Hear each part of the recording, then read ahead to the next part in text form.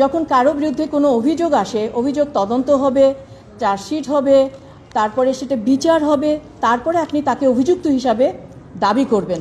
তার আগে তো আপনি তাকে অভিযুক্ত হিসাবে দাবি করতে পারেন না। কিন্তু প্রসিকিউশন কি করছে?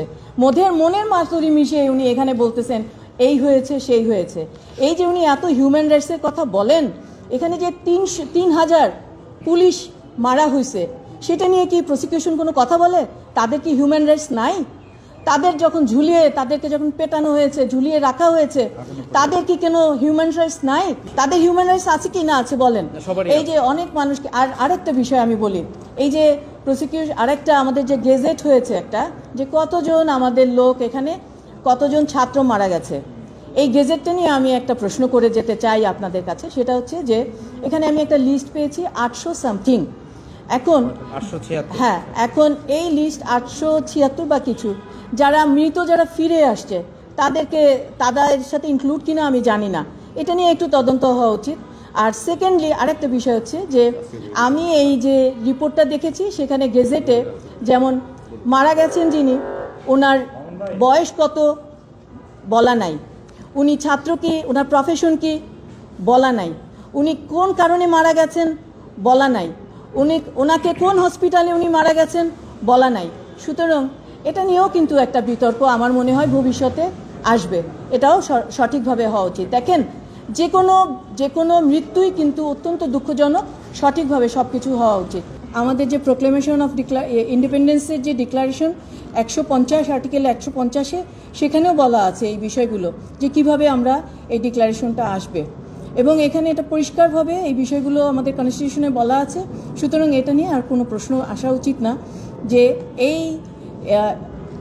এই যে ইন্টারন্যাশনাল ক্রাইমস ট্রাইব্যুনালে এই মামলাগুলো চলতে পারে, কারণ এটা হচ্ছে একটা পলিটিক্যাল বিষয় ছিল।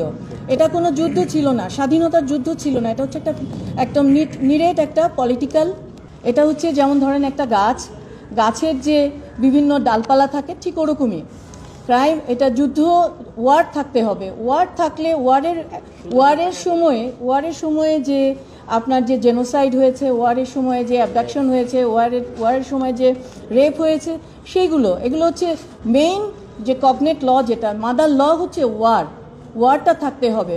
এবং এই ট্রাইব্যুনালটা এই কারণেই, আপনি যদি মনে করেন যে হ্যাঁ আলাদা করে আপনি বিচার করবেন, আমাদের দেশের যে প্রচলিত আইন আছে সেই আইনে কিন্তু অলরেডি এই বিষয়গুলো নিয়ে কিন্তু মামলা হয়েছে এবং মামলা কিন্তু চলমান। এবং এটা হচ্ছে আবার দ্বিতীয়বার কিন্তু এখানে আবার এসছে, এই একই অপরাধী নিয়ে আবার দ্বিতীয়বার এসছে। এবং শুধু তাই না, আপনারা যদি মনে করেন ওনারা আবার ট্রাইব্যুনাল করবেন, কিন্তু এই ট্রাইব্যুনালে হবে না।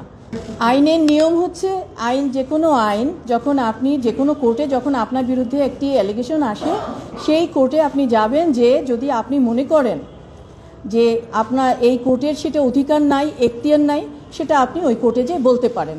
আমরা এই কারণেই এখানে এসে এটা বলেছি, যেহেতু এই কোর্ট আমার বিরুদ্ধে একটা অ্যালিগেশন নিয়ে এসেছে এবং আমাকে এখানে শোন অ্যারেস্ট দেখানো হয়েছে, সেই কারণে আমরা এই কোর্টে এসে বলেছি যে না, আপনার এই এখতিয়ার নেই।